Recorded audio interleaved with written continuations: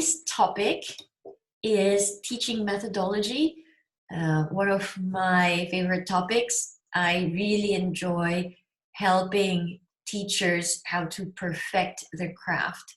Um, a lot of the time, I get students who are very good in their own bodies. They're aware of the asanas. They know how to perform the asanas very well, even some pranayamas, although some pranayama is lacking. And they come to these yoga teacher trainings to deepen their understanding of yoga, to develop themselves, but also to learn how to teach. It's one thing to watch videos and follow videos, and there's a plethora of videos that's available for us. We're very, very lucky with modern technology now. But it's something else to learn how to teach. And a lot of this also comes with experience. So that's why it's really important for new teachers to really keep practicing after you do a course like this. If it's a self-paced course, online or in-person course, after you receive all the basics, how to get into a pose, get out of the pose, stay in the pose, all the philosophy about yoga, and also about all the teaching techniques, is to really put all of these things into practice. So really encouraging teachers to go out there and teach, even if it's your friends, family at first. Just teach a class, or if there's nobody around you, you can even make a video and teach online, and just share this wonderful practice of yoga to everyone. Okay, so I'm going to share screen with you, and I'm going to be smaller. Here we go. So teaching methodology. Okay, so one of the things that you need to know will be your participants' health level and fitness level. So oftentimes you can have a questionnaire or a sign-up sheet.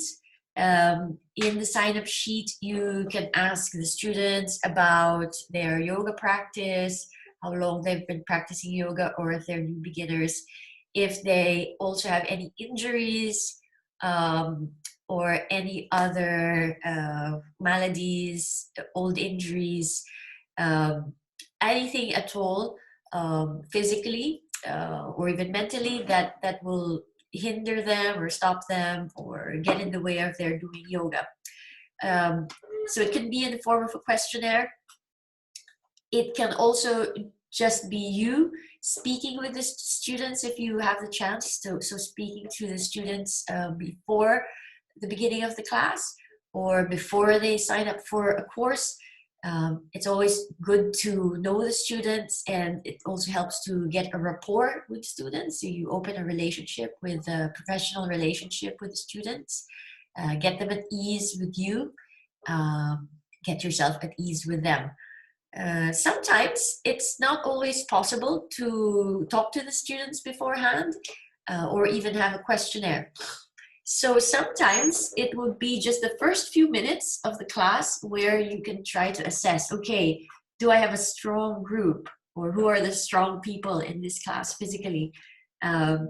Who can follow the instructions very well because they're very good in their bodies, and who's having a hard time. So you can quickly look around the room and assess with your first few poses. You start off with your poses that are for warming up, right? So things like the Surya Namaskara, the cat and cow pose, the beginning postures, you're already checking. Because you don't start with the most difficult postures straight away.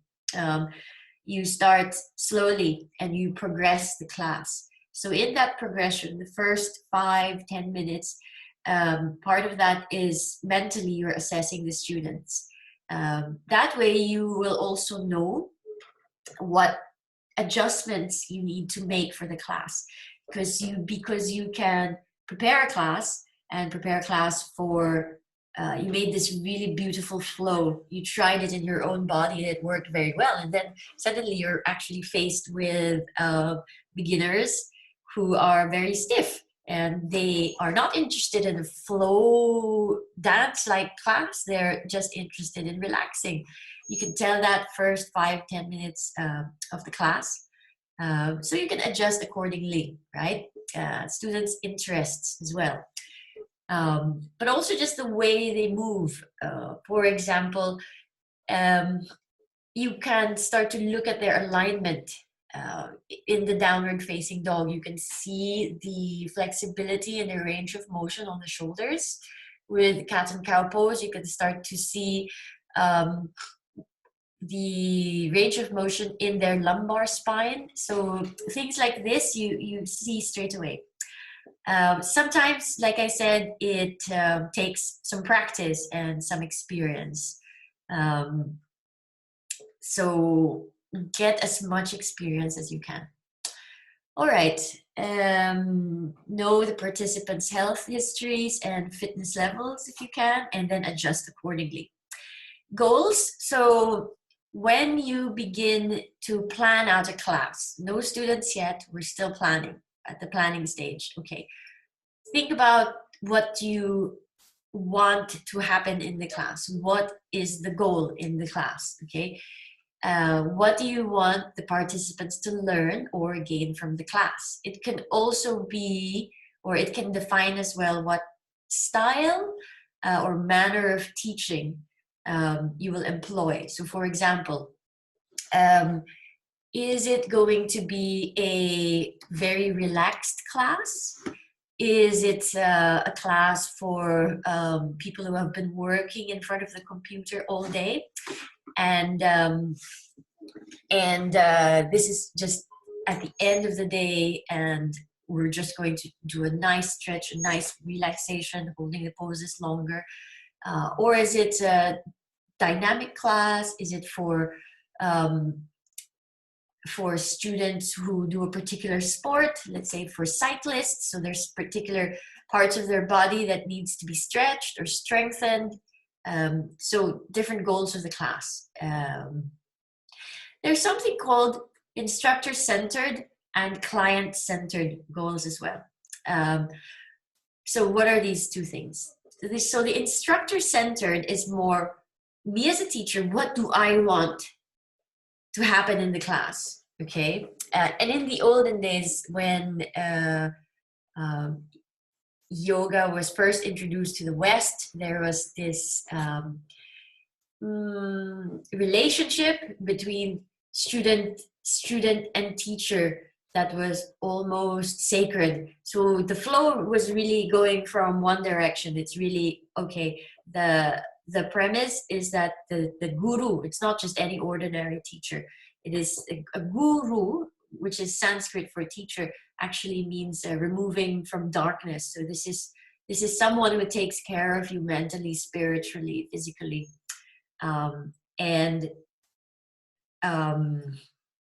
with the premise also that they have special abilities to know what the student needs, etc. So anyway, there's this special relationship and almost like a discipleship or an apprenticeship. And the flow normally is just from teacher to the student. So it's the teacher always defining what are the goals of the class.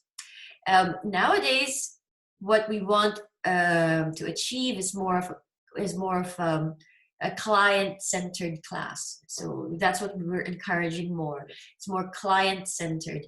So the goals of the class, we encourage that to be more client-centered goals, meaning, okay, how can I adapt this class, okay, so that the students will benefit more, okay, based on their interests, based on their fitness levels, etc. Okay, so that's something to think about. Client-centered goal and instructor-centered. So when, as well, another note is that when you're trying to achieve more of a client-centered instruction, you need to have rapport with the students. Okay? You need to have this ongoing communication with the student. Okay, not that it's going to be not that you're going to um, lose the ambiance. Okay, because it just depends on your style. There are teachers who are very communicative, okay, and there are teachers who want to create this space that is really more meditative. Okay, when you create a space that is more conducive for meditation, it's very nice. I do encourage that, but at the same time, you don't want to lose the connection with the students, because the students might think, oh, she's just in her own world meditating. Um, from my experience, really, when you are teaching beginners, they want more contact and more communication. Um, when you are teaching more advanced students, then they can pretty much stay in their own space, and they understand that yoga is about, okay, I'm going to be more in meditation during the poses. But for some beginners, not all beginners, for some beginners, it's like, oh, the teacher isn't paying me any attention. Okay, so just be aware of this. See what your students need. Always have some rapport with the students, even when you are creating a space that is conducive for meditation. In other words, don't just go into your own dream world and then forget that you have students. Sometimes I see this with younger teachers who are nervous, and their way of coping with the nervousness is to just like blank everybody else, stay in their mat, demonstrate the poses, and pretend nobody's watching. So they're not paying attention to the students. So don't do that either. Always communicate. You need to be communicating with the students, even with eye contact. Looking and observing is a form of communication. It's reassurance to say to the student, I'm here, I'm watching, and I'm observing you, and I'm here to help you and aid you. Observing students is very important, because as the instructor, you are there to help. You want to make sure that the poses are done safely, that nobody is in trouble of going too far into a pose, or maybe losing their balance. So you're there as the guardian, the safekeeper for the class, the safety of the class, the safety of the poses. So always be present. Always be present. Okay, so you can have a lesson plan. It's very useful to have a lesson plan, and it could be written down at the beginning. It could be written down, especially if you're a new teacher. As you get more accustomed to planning out classes, you can start to put this all in your head. It's always nice to write things down. I still write things down, because sometimes I want to go back to a class that I've done before. So you have a nice compilation of classes that you've done. So the lesson plan, you include there, what are the objectives of the class? Okay, so is it a fun class? Is it going to be a serious class? Do I want to introduce more meditation in the class, or do I just want this to be a more relaxed class? Do I want it to be focused on alignment, on strength, etc.? Okay, different goals. Don't just stick with goals and objectives that you prefer. It's always good to play to your strengths, but you also have to consider what does the student need. What do the students need? Okay. And be always adaptable and prepared to adjust and to change. Total time. So what is the total time that I have for this class? Is it 1 hour? Is it 90 minutes? 30 minutes? And I cannot stress this enough. Be on time. Start on time and end on time. Okay. I've seen it time and time again when some teachers, they like to go overtime. They like to go overtime because they think, I'm giving the students something extra. I'm giving them 10 more minutes. I don't feel like I've given them enough, so I'm giving them extra time. Okay? You're not. You it's a good place where you're coming from. But actually, my counsel to you is to be more professional about it. Because you're making people late. If you decide, okay, I'm going to extend this class another 5 minutes, another 10 minutes, you could be making that student late for their next meeting or for the next task that they have to do. They might have to pick up their children, go to the grocery store, etc., etc. Okay, so unless you've planned it beforehand with the student and the student agreed, okay, it's not a good idea to just extend the time and you making that your decision yourself. Okay, always be on time. It's not just the students, but also if you are sharing the space, the studio space, with another teacher, that teacher could be waiting. The other students who are coming to the next class, they could be waiting on you, on your students to leave the room so that they can use the room, and you've taken up their time. Time is very, very precious. Okay, so just think about those things. Starting on time is also very important, because if you're constantly late, or you one occasion, two occasions, three occasions you're late, it starts to become a habit, and then the students think this teacher's always late, so I will always come late, and then everybody's late all the time. Think about the equipment and the music that you will use if you're going to use music. Do you want to check those things beforehand? More about that later.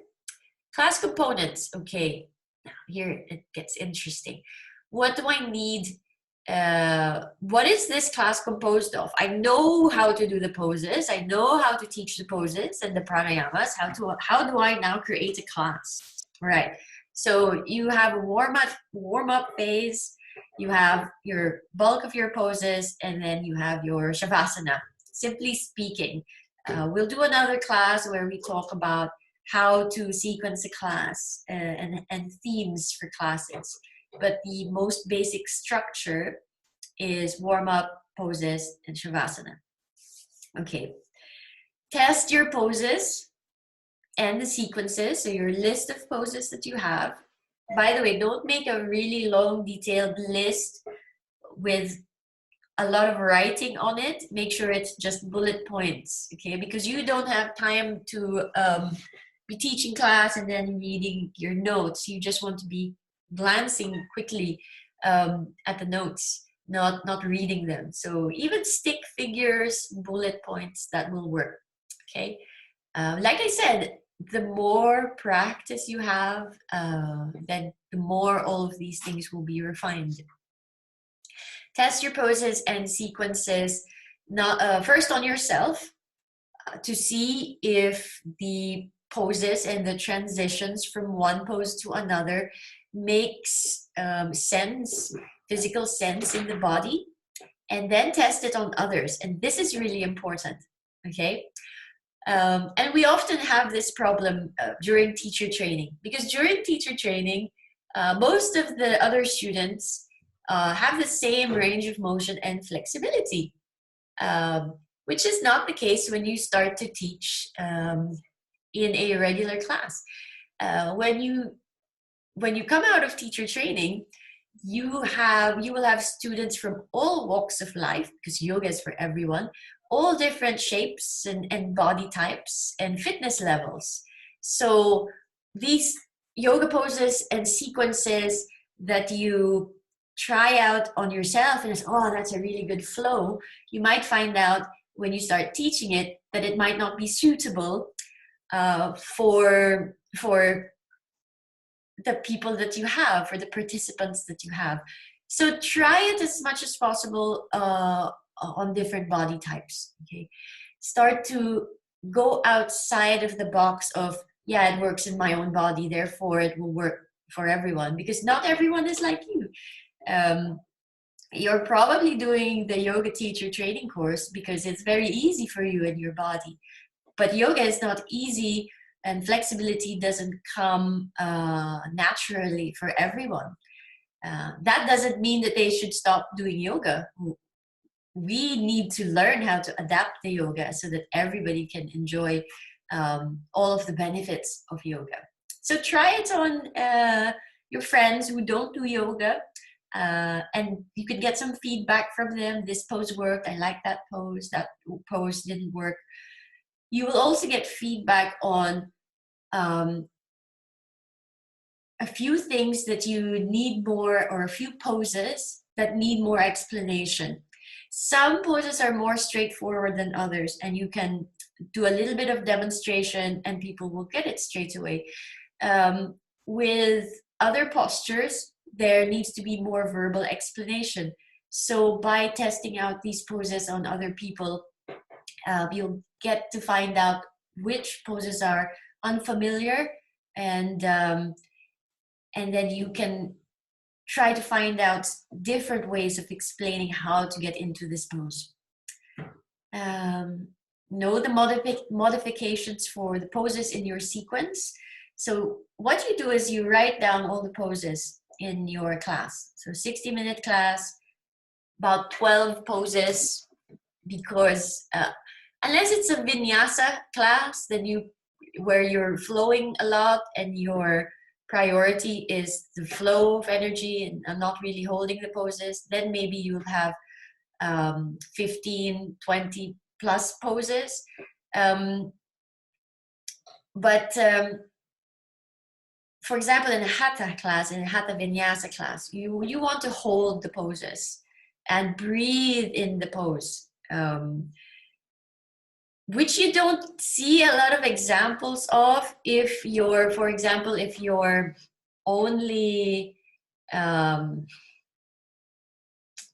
exposure to yoga is, for example, Instagram or maybe to a certain extent YouTube, because a lot of the times it's teachers showing off these beautiful flows and not really showing you the stillness in the posture. And it's in the stillness in the posture where you soften the mind, and you work into your breathing. As you work into your breathing, you drive blood flow into certain parts of the body. So holding the poses is really important. It doesn't look as good on Instagram or YouTube, because it's boring if somebody's just sitting still, so maybe it's not shown as much. But you try it yourself, do a class and do a nice flow, and then do a class where you're also holding the poses at least 5 breaths, long breaths, not inhale, exhale. The inhale, exhale. Okay.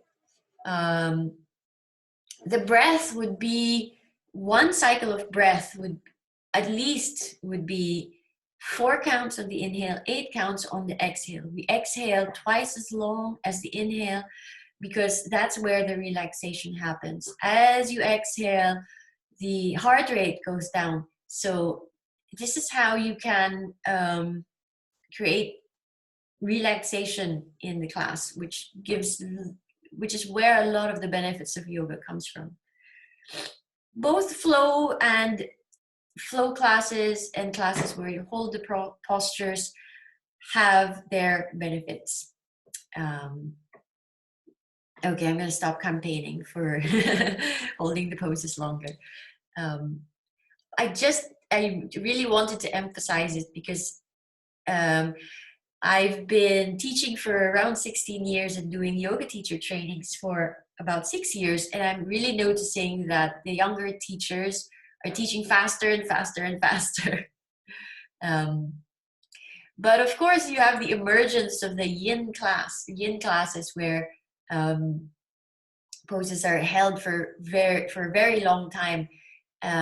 But the yin poses are different from the hatha yoga poses. And also the breath is different in yin than in hatha or vinyasa. But in the normal postures that are not normally used for yin, you can also hold those poses longer, and you can use and deepen into the deep long breaths or the ujjayi breathing, which you don't find in yin. Yoga has so much diversity and color. It's wonderful. So know the modifications for the poses in your sequence. You have your list of poses, about 12 poses, because we're holding the poses. One pose. Okay, so the number one. So let's say it's warrior one pose. Then you have to think, either in your mind or you can do little notes in your piece of paper. How do I make this more challenging? And how do I make it easier? Okay. And for every pose you do that. How do I make it more challenging? How do I make it easier? Because in a regular class, you will always have somebody who needs to modify the pose to make it easier, and maybe somebody in the class who wants more challenge or more variety. It doesn't always have to be a challenge, but more variety. So maybe something different I can do with my arms in Warrior 2, apart from this. Maybe I can do eagle arms, Gomukasan arms. So exploring all of these options. You want to set time allocations for each component, variations and modifications we've already talked about. So this one is a very good trick that I always teach and works really, really well. So you find the midway pose of your class and adapt when necessary. What does this mean? Okay, so for example, you have a 60-minute class and it's a hatha class. So hatha class, I'm holding the poses for at least 5 long, deep breaths, at least, right? Could go up to 2 minutes. You know, take your time with each pose to explain the pose. You take your time between the poses as well. It's always okay to rest between poses, right? And mind you as well, as a beginning teacher, it's always easier to teach a hatha class than a vinyasa class, because in a vinyasa class, your priority is flow. So you have to really be quick with your instructions. Whereas in hatha, you can take your time. For the student side, it's also, especially if they maybe their fitness levels are aren't to the highest, or they are new to yoga and they're just discovering poses, it's always recommended to start first with hatha or hatha vinyasa rather than a faster, more dynamic class, so that they have the chance to get to know the basics. If they go straight into a vinyasa class where it's this pose, this pose, this pose, this pose, one breath per pose, they don't have time to find the alignment in their body. And you as a teacher, you don't have time to correct them. It's just one breath per pose. So consider more of a hatha class. There's always hatha vinyasa where you find a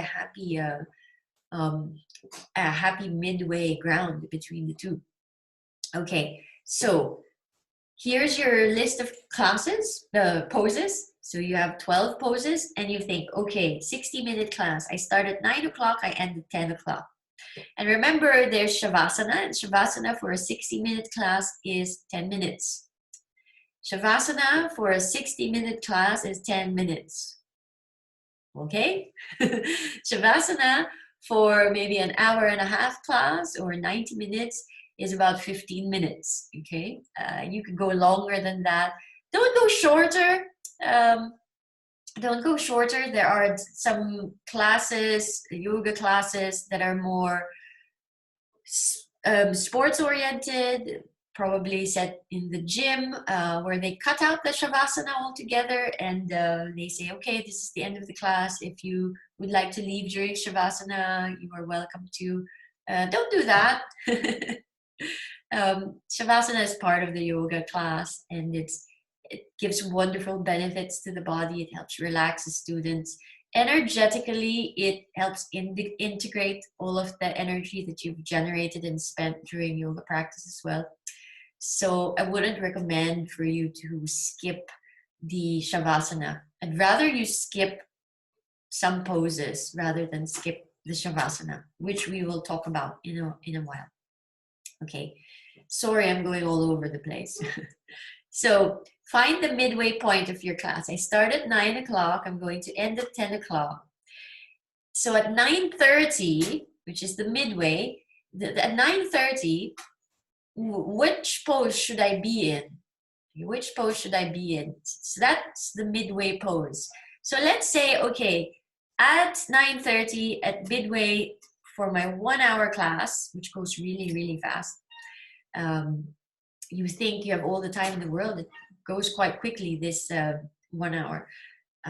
So for example, I create a class.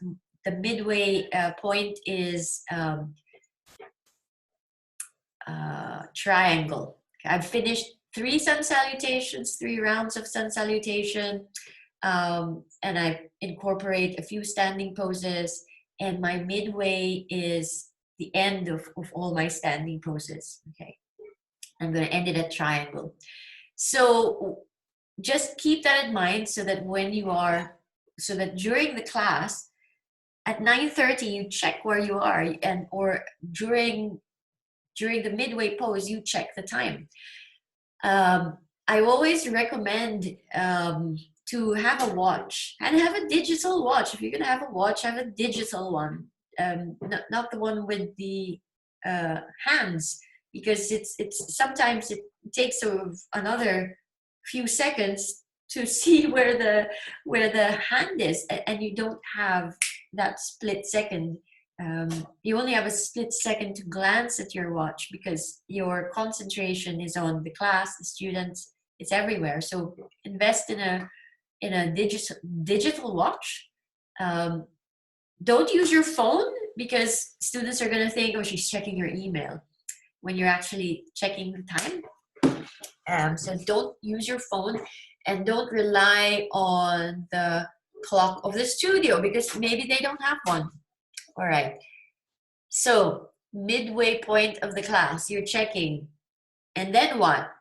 And then you realize, oh, no, I'm too fast. I'm teaching too fast. Okay? You've already gone beyond number 6. You're almost finished. Well, not almost finished, but you've gone ahead. So what do? And don't worry. So slow down. You can slow down.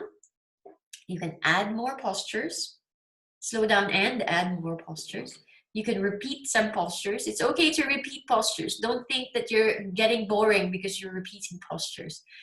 Because from the student's perspective, I get a chance to do this again. I get a chance to train my body again. Don't think, oh no, it's the same pose, it's boring.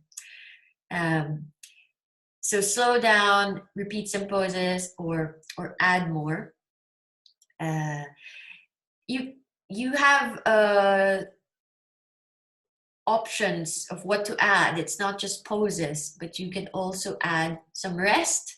You can add to the shavasana. You can add pranayama after the shavasana, or before the shavasana, and you can also add meditation. Okay,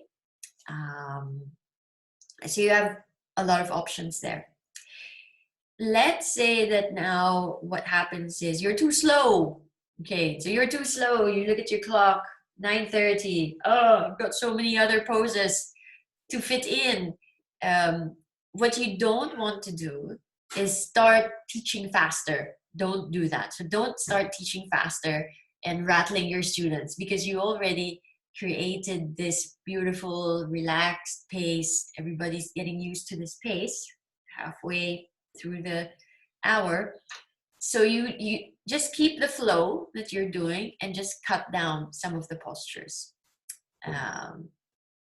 Prioritize a good pace over accomplishing a set number of poses. Okay, so always good pace first, rather than, oh no, I have to complete all of the poses in my list. Okay, here's an example so that it's more clearer in the mind. So let's say we are doing a lovely, easy hatha version or hatha style class. We start at 9 a.m. and at 10 a.m. So warm up, we're going to use sun salutations. So traditional hatha version of the sun salutation, which would be left and right, 1 round, left and right, 2 rounds, left and right, 3 rounds. So you want to do at least 3 sun salutations, nice pace. We do a warrior 1 left. We hold that for 5 long breaths at least, or we stay for about 1 or 2 minutes on one side, come back to center, do it on the other side. Okay, left, right, or right, left, whatever you want.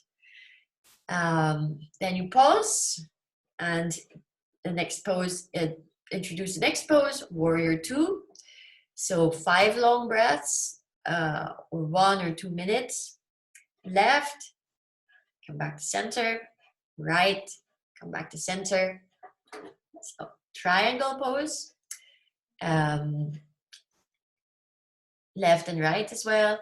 You've got your Parivrita Trikonasana. So first you did the triangle, then you do the twisting triangle. So notice how the hatha class is structured. Okay, it's always one pose, and then it's the both sides, left and right, or right and left. Then you do the next pose, both sides, and then the next pose, both sides. It's not about sequencing poses. So it's not like I'm going to do warrior 1, warrior 2, and then do a Anjanasana on the left, and then I'll do warrior 1, warrior 2, on Anjanasana on the right. That's more of a hatha or hatha vinyasa. If you're a beginning teacher, I would recommend you start first teaching like this, and then you can get more creative. And also, there's a language that you need to learn. It's the language of the instruction. So when you are able to be clear in your instructions in the hatha versions, then go ahead and start exploring more vinyasa. The nice thing about the hatha class as well is that it lends for just quiet space during the class, whereas in vinyasa there's a chance that you're just like blah blah blah blah blah blah blah, talking incessantly during the 1 hour class, which is like sort of like what I'm doing now. Okay, so here's the tree pose. The tree pose here has 9:30. This is the midway pose. So at 9:30 or at tree pose, when I'm at tree pose, I check, okay, what's my time? Am I going too fast? Am I going too slow? So if at 9:30 I'm already at Ardha Machendrasana, which means I'm going too fast, and I can add more poses. I can make the Shavasana longer. I can add some meditation. I can add some pranayama that can be before the Shavasana or after the Shavasana. And slow down a little bit, right? Especially it's good to slow down as well towards the end of the class when it's the finishing poses going towards Shavasana, because you're starting to slow down the pace of the class. Okay, so if I am going too slowly because I am taking my time in each pose and I'm explaining every last detail of the pose, I can continue, maybe go a little bit faster, Maybe go a little bit faster, cut some of the poses. Not really recommended to shorten the Shavasana, but maybe by 1 or 2 minutes. Okay. Maybe go a little bit faster as well. But you need to make the adjustment midway through so that you can catch up. So by when you're at 9:45, so which means you have 15 minutes left, that's another checkpoint for you. Okay, so your first checkpoint would be halfway through the class. The second checkpoint is I've got 15 minutes left. So when you have 15 minutes left, you should be going into your finishing poses. Okay, so the ending poses. Normally, it would be some inversions like shoulder stand and that counter pose of shoulder stand, which is Matsyasana. I would also normally do some twists, poses that are lying down on the back as well are good for finishing poses. So poses that start to slow down, ease you down into Shavasana. 2 finishing poses, 1 or 2 finishing poses, and then your Shavasana. Okay, so I hope that was clear and I hope you make it on time for your class. Perhaps this is a good place to take a break, to pause. So if you're doing that, you can just pause the video. And if not, we're going to continue. If you're coming back after the pause, then we'll come back. After the pause, the pause. All right. The participants. Let's talk about your participants. It says here, instructors, that's us, the teachers, must address the needs, interests, and limitations of their participants. The limitations of the participants. Don't try to make your students look like the next person or look like the person that you saw on that book or that photo or you. Review the anatomy, how we all have different bone structures. Okay, so what do my students need? What are they interested in? And what are their limitations physically? Okay. Or maybe it's mentally, like they're scared of doing certain poses. Like Bakasana is one of those poses, the crow pose. How can I help them into the pose without like completely traumatizing them, scaring them into the pose? So the choice of poses, right? Are you gonna put it? So make sure that you have poses that are appropriate for beginners if you have beginners in the class. If you have advanced students, then have variations and challenging poses. Also knowing the modifications for the poses is also very important. So consider the choice of poses and the pace of the class. So for beginners, it's always good to go with a slower pace because they're still trying to get to know the poses, understand their own bodies and alignment in the postures. And then maybe for more advanced, you can go a little bit more faster. Also for, sometimes you can have students who are new to yoga, but because they come from a dance background or a sports background or Pilates background, they can move their bodies really well and understand their bodies very well. You can go for a faster paced class, especially if you're very good at instructing the class precisely so that the students understand precisely, okay, this is what I need to do, and they get it straight away. So the pace of the class, and so to consider that, consider all of these things if you're planning for younger people, older people, less fit, very fit, more skilled, less skilled participants. Okay, deep breath. The school suggests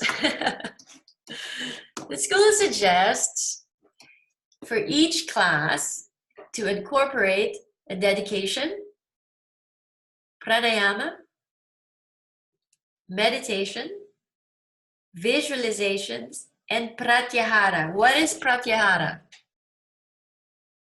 Very good. Withdrawal of the senses. Okay. Or turning inwards. Turning inwards. So try to use these elements, put these elements into your class, either as separate components or weaving them magically, weaving them into your class when you're delivering the class. Why? Why is this important?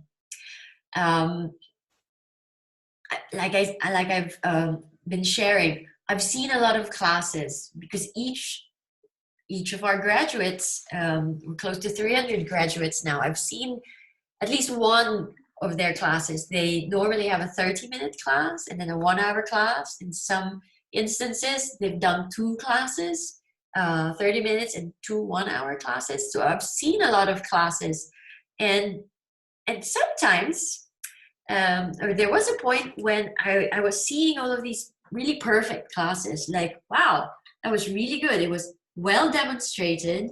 It flowed very well. The instruction was really great.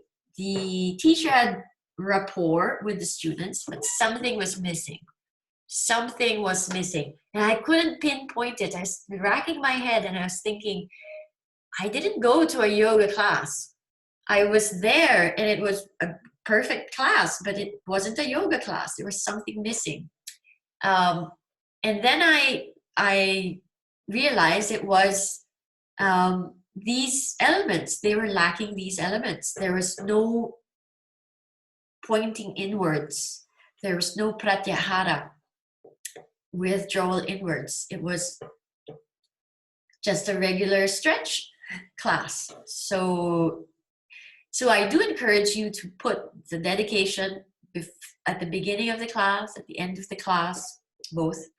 The pranayama, beginning, middle, end of the class, throughout the class. Always emphasize deep, long breaths or ujjayi breathing.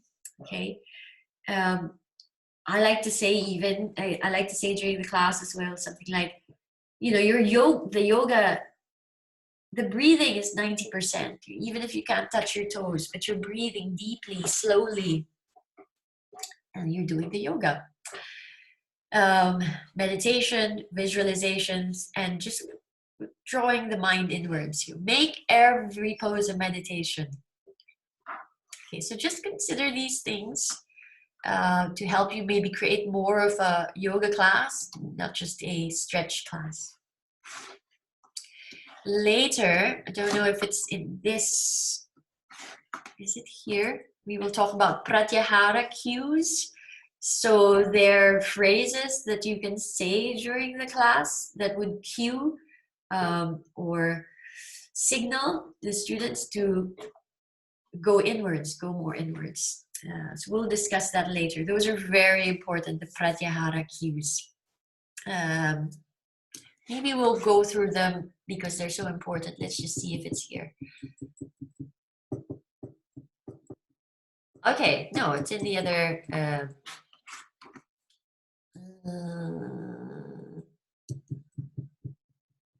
Okay.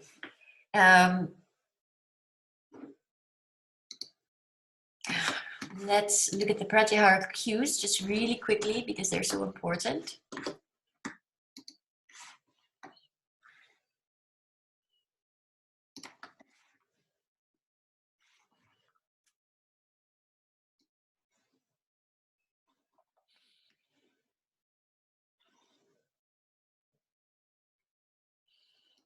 Okay.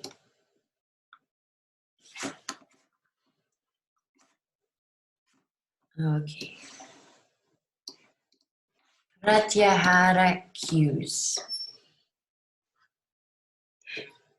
And I stopped sharing screen.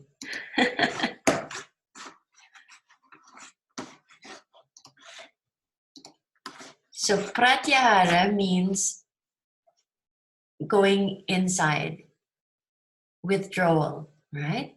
So moving the mind inwards.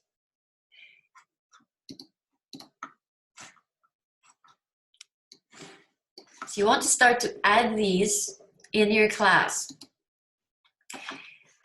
And you can add to this list. You can add, I'm going to make myself really tiny.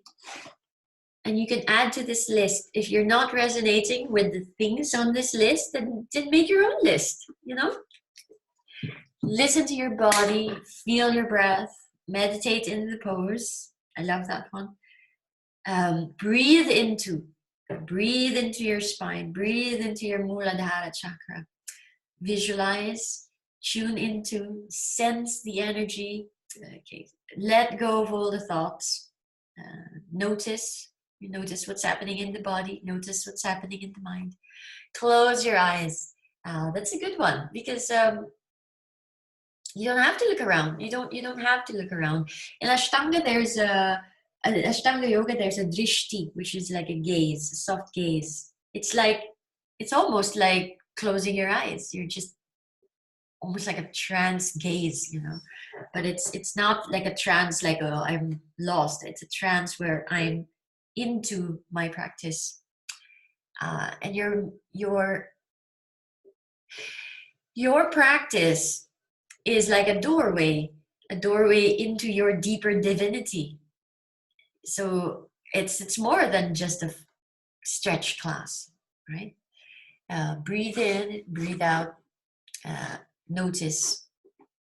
So again, I encourage you to add to these pratyahara cues, and to constantly use these pratyahara cues. Okay, you can find this in the slide called Communication or Teaching Methodologies #2, which is available on the Facebook group Rainbow Light Yoga Graduates. It's available on Teachable as well if you're doing the online self-paced course, and it's available on the yoga manual as well, or take a screenshot.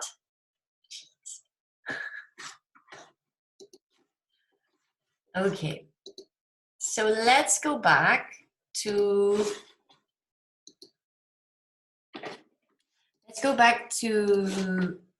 music.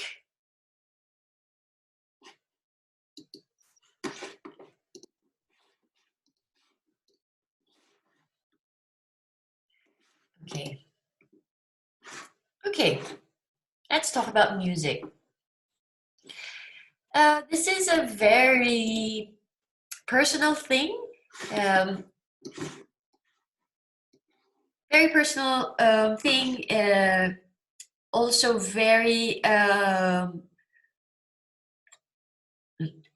different people also enjoy different styles of music. There are, and also the style of music that you might enjoy regularly with other activities is not necessarily the same music that you want to listen to during yoga practice. For some people, it could be distracting. For some people, it helps them go into a deeper state. It helps them to concentrate. It's a different experience as a teacher with music in the background and as a student with music in the background. So just keep that in mind as well. So I want to share with you this study that was done, hang on, in 1987. Findings suggest that music can facilitate exercise performance by reducing the feeling of fatigue, increasing levels of psychological arousal, limiting some of the uncomfortable physical sensations associated with exercise, and improving motor coordination. And that resonates a lot with students who feel that they're really encouraged by the music during the class. They can go deeper, or they feel more relaxed. Sometimes teachers like to play also some dynamic music when it's a dynamic class to give some sort of motivation for the students, and it's backed up by science as well.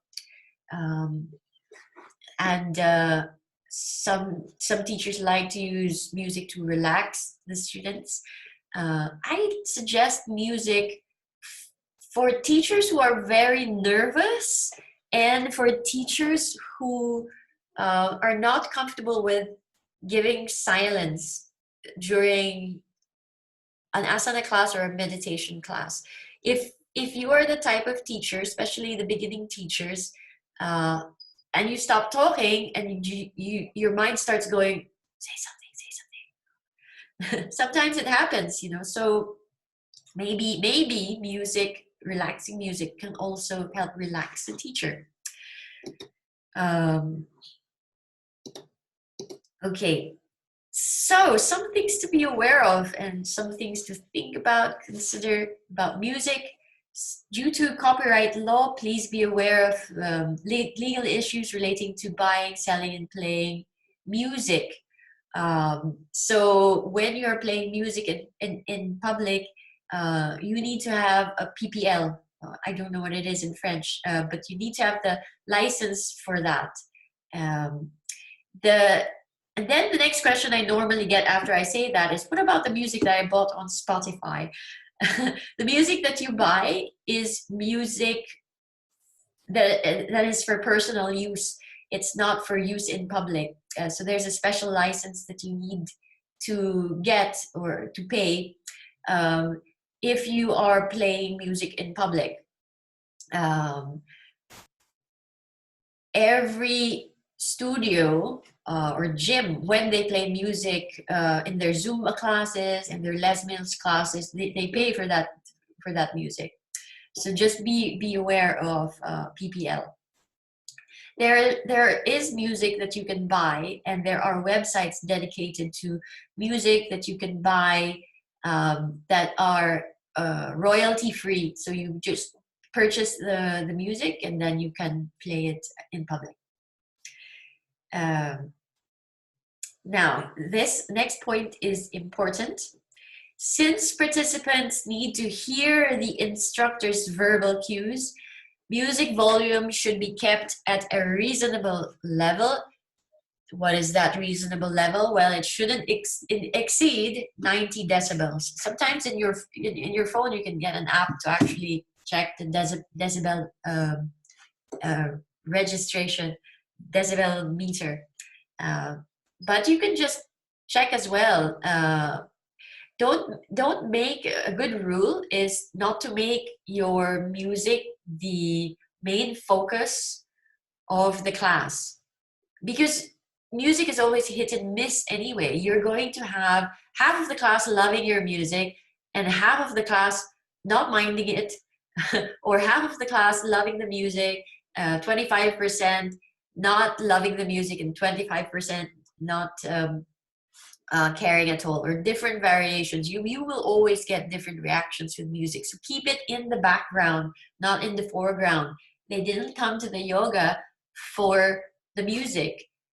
The music is in the background. They came to the yoga class for the instruction, for the time, for the space to do yoga practice. Okay, be careful, please, of music which can trigger emotional reactions. So normally this is music with lyrics, music that can be really sad. So just be careful. Again, music is in the background, not in the foreground. Try to stay away from music that contains lyrics. Maybe with the exception of a kirtan, which is or chanting, which is in Sanskrit, because your language instruction is probably not Sanskrit. It's probably English or some other language, so it won't be so distracting. But if somebody is singing in English and you're teaching in English, the student is trying to get into this pose and listening to this instruction and listening to your instruction, it can get too much. Okay, so maybe avoid lyrics. All right, this is beautiful. So I got this from Sri Dharma Mitra, one of my favorite teachers. The scriptures state, and Sri Dharma Mitra often reminds us, that yoga needs to be practiced in bhava, the divine mood or state. Keep this very much in mind when selecting music for your class. Setting the lighting, if that is within your control, and allowing yourself to be a vessel for the teachings to pass through. So it's music to create a mood, to create the ambiance. It's in the background. What else do we need to be aware of or to consider this time about the environment? So temperature. I'm laughing because I don't know why, but a lot of yoga students get cold very easily, I notice. Then during Shavasana, they just put 10 layers of blankets. Shavasana is there for you to feel the energy of your body. It's not for you to get comfortable and have 10 blankets over you. But you want to be comfortable, and I do understand. Okay, the ambient temperature of the exercise facility should be between 60 to 70 degrees Fahrenheit or 15 to 21 degrees Celsius. This is assuming that you're doing a lot of work, more of a dynamic class, a lot of work physically. So if you are doing more of a yin class, relaxed class, slow class, then maybe a little bit higher. Of course, special classes like Bikram and Hot Yoga have their own specific temperatures. Know your space. So before you teach, know your space. Decide how you want to orient your mat and the students. Generally, you're teaching sideways. So your mat is this way. So the students will see your profile and the students will be facing front. Okay? Why? Because not all, but most of the poses in yoga are best seen in profile. If I demonstrated Warrior 1 front view, you won't be seeing what's happening to my legs, for example. So most of the time it's like that. We teach so that the students can see the profile. But you don't have to restrict yourself to one space. Walk around the room, walk around the room and use every space in the room. In fact, I encourage students to always get out of their mat and at some point to, especially if your students are no longer beginners, to do less demonstrations and more observation. That's as well a really good lesson that I learned in my career as a yoga teacher, is to do more observation of the students. You're not there to do a practice with them. In other words, don't sneak in your own practice time with the students. You're there for the students. So your job is to observe, is to give the instruction and to observe. It's for the students' safety. And also to help the students, who needs help. There's so much that you observe when you are standing up and watching the students. And there's so much that you miss when you're demonstrating each and every pose. If it's a beginner class and you do have to demonstrate most of the poses, you don't have to demonstrate the entire length of the pose. So let's say the pose takes 10 breaths, or we're going to stay 1 minute in this pose, or 30 seconds. You don't have to stay the whole 30 seconds in the pose. Show them how to get into the pose. Take your left leg over the right. Inhale, lengthen your spine. Exhale and twist. So you're showing them. And then you get out of the pose. Observe the students. Observe what's happening. Yeah? Okay. Your floor needs to be... the floor needs to effectively absorb shock. So a wooden sprung floor is the best to offer proper stability. Doing yoga outside is has a lot of benefit. It's fun. It's nice to get fresh air, but the beach, depending on the sand, is not the best.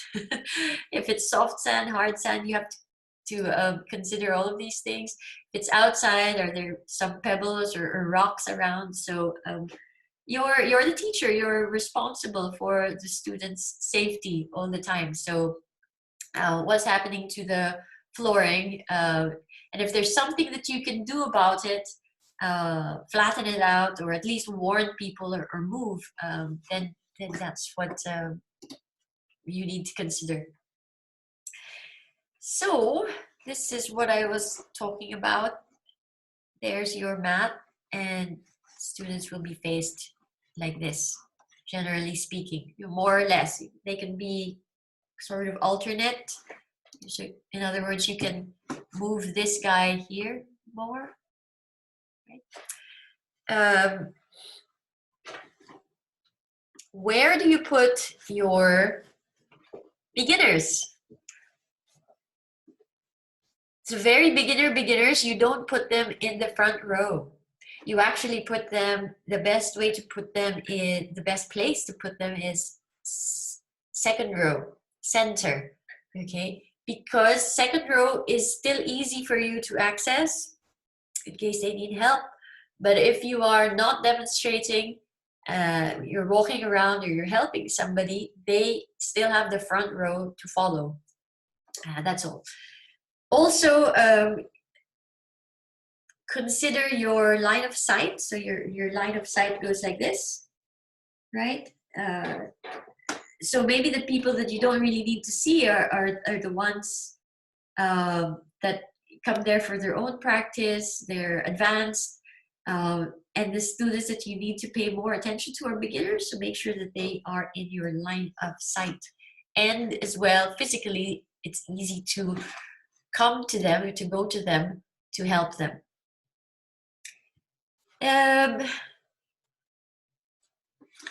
I'm gonna leave this bit for you to discuss and to discover. It's just different accessories that we use in yoga. This is also covered in the asana portion of this course as well. We'll move on to duty of care. So what is the duty of care? I'm laughing because if you're from the UK, you probably know the duty of care. Even if you don't know it, it has affected your life. All of the health and safety rules that we have come from the duty of care. Duty of care is the responsibility or the legal obligation of a person or organization to avoid acts or omissions which can reasonably be foreseen to likely cause harm to others. Okay, so what does that mean? So it means that in your space, for us, in our working space, in our studios, if there is something in the space or in the studio that could possibly that has the possibility to cause some sort of harm to the people using the space, then I must do something about it. Okay, so let's, for example, I walk into the studio and somebody spilled their tea. Okay, so I know that somebody could slip, or somebody could be in danger because it's in the way. So what do? I need to do something about it. So just not just ignore it. So either I clean it up, find somebody to clean it up, warn other people to that there's a spilled tea in that area. So it's just doing something. It's not necessarily fixing the problem myself, but I could also get help to fix it, right? So it's taking some measure and not just ignoring the situation. Okay, so you might be asked to do a risk assessment in your workplace It's always good to do this anyway yourself, even if you're not asked to do it. Basically, looking at the room and uh, thinking, okay, what can cause harm in this room? How can I make the room safer? So, what are the hazards? The hazards could be hazards to physical health, chemicals, electricity. Um, Maybe there's equipment in the room where and if we do some handstands in this room and use the wall, check if there are paintings hanging on the wall or hooks, things like this.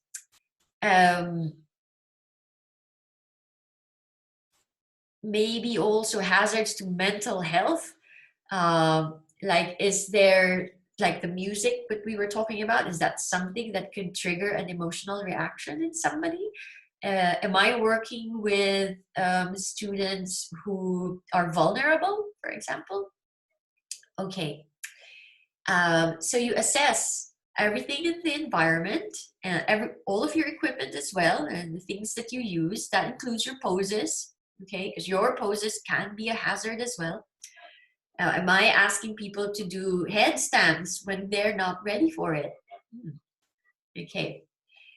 And then assess the risk. Okay, so let's say there is an elliptical or an elliptical or a cycling machine in the yoga studio. Where is it placed? What is the risk? What is the chance that this could cause harm to the students? So let's say I'm doing a pranayama class, we're doing seated postures, maybe, and that equipment is actually at the corner of the room, so the risk is low for anyone to be harmed. But let's say it's more towards the center of the room. I'm actually doing a dynamic class, dynamic poses, a lot of balancing, a lot of handstands. Okay, now the risk is high, and it's there's more seriousness there. So once you've identified what is the danger, what is the risk, is it weak, is it high, then evaluate, what can I do about this? Okay, what can I do? Some things to maybe consider. It could be, it's like music, some people, it's very subjective. So incense and essential oils. It's being paired a lot with yoga, like, oh yes, I must have this ambiance, so I will light incense, use essential oils. It's fine. Just you need to consider the safety of using these chemicals in your class. What do I mean? Some people might be sensitive to smoke, sensitive to the smell. They could have some underlying condition like asthma, bronchitis. So the incense would maybe not be recommended.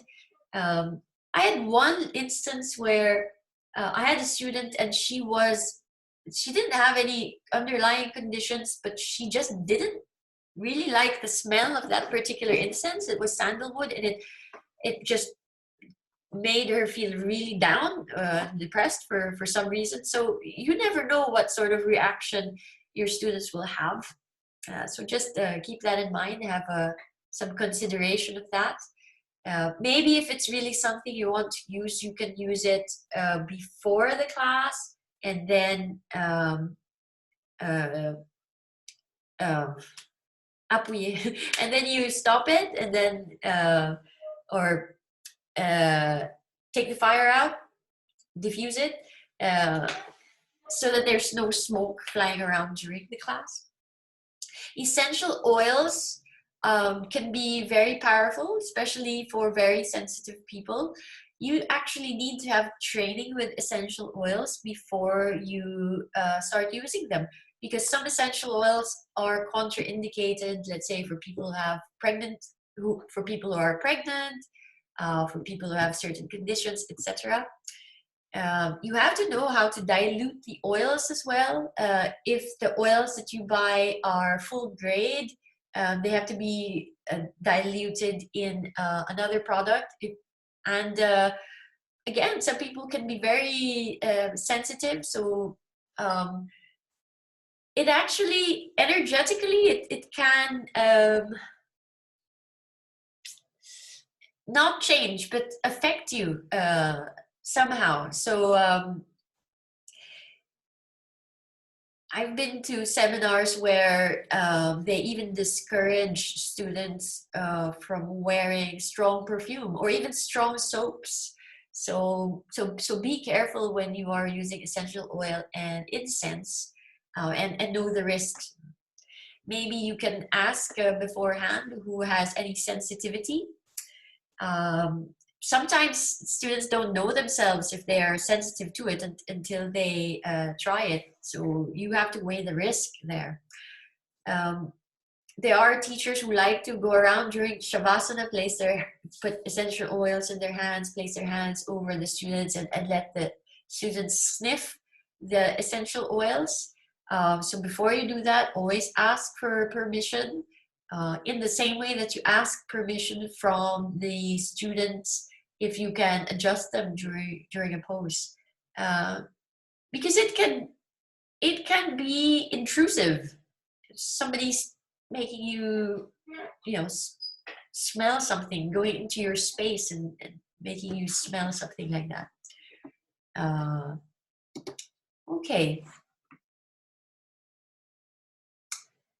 There's a discussion here which we can leave as homework, thinking about yoga mats, who provides the yoga mats, who cleans the yoga mats, how to clean the yoga mats, especially during the time of COVID-19. Class duration. So classes, you can have a 30-minute class, which is more like a beginner taster class, an express class, just for people to get to know what is yoga about and want to try it. I want to try a class, like a trial. Okay, 30-minute express class. Maybe it's also something it's also a class where the students get to know you, etc. The most common class duration is the 1-hour class. In a 1-hour class, 60 minutes, you want to leave 10 minutes for Shavasana. Also count the time. Within that 10 minutes, there's also the time from Shavasana to coming out of Shavasana.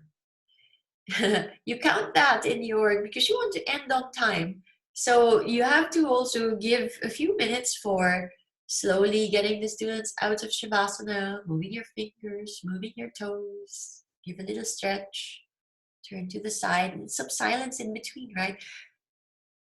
Come up into seated pose, meditate for a little while. So that takes some time as well. And you want to make sure that that's incorporated in your time schedule. Because you don't want to just rush people. Oh, okay, finish Savasana, get out. 1.5 hour to 2-hour class. Shavasana would be about 15 minutes.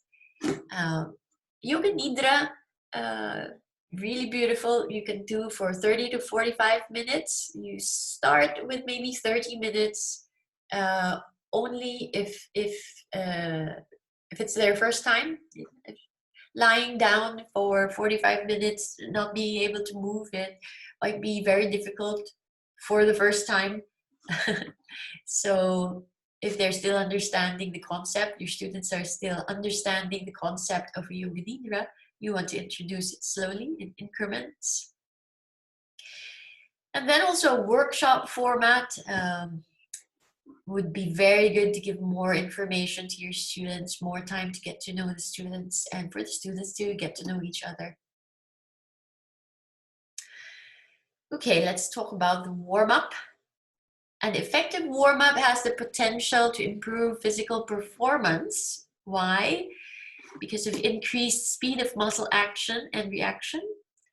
Greater economy of movement because of lowered resistance within the active muscle. Facilitated oxygen delivery by the muscle because hemoglobin releases oxygen more readily at higher temperatures. Facilitated nerve transmission and muscle metabolism. Increased blood flow through the active tissue. So in other words, your body is just functioning more effectively. All of these body functions are working more effectively. Metabolism, blood flow, nerve transmission, working more effectively when you are warmed up. So don't just go straight into the more difficult poses. Start with the warm-up. To accommodate the varied fitness and skill levels among participants, instructors are obliged to ensure that intensity increases gradually. So you start with the warm-up, the easier poses, and getting the body ready for the more challenging poses. Provide modifications for various intensities. Okay, so if you're into a posture that is more difficult, then you want to show what is the easier version for this pose, and how can I make variations for this pose.